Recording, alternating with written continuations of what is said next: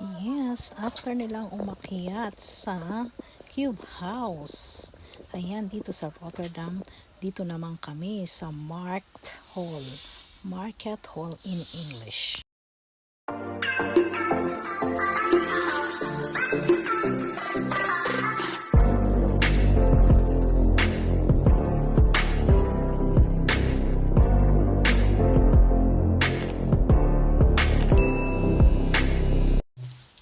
So, dito naman kami sa Market Hall.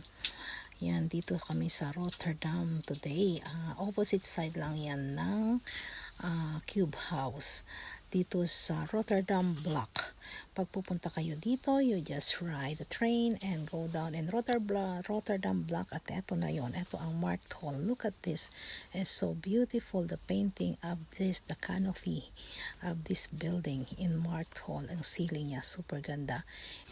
And here inside the Market Hall is the Horeca actually.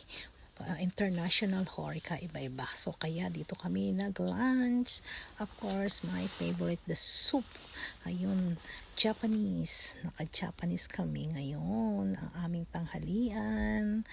Ayan, yummy, yummy Japanese soup and Japanese tea. O, diba?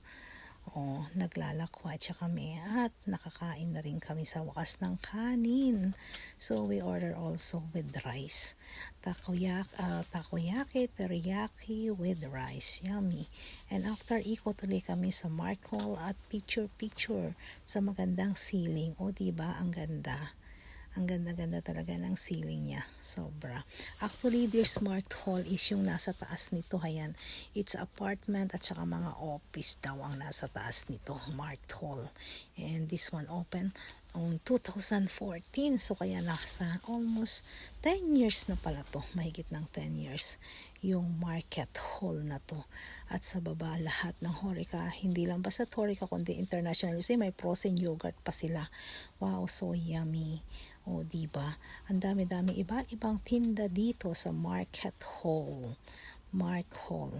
And that is here in Rotterdam. O, ayan o, meron pang bitter ball ba yun? Or ano ba yun?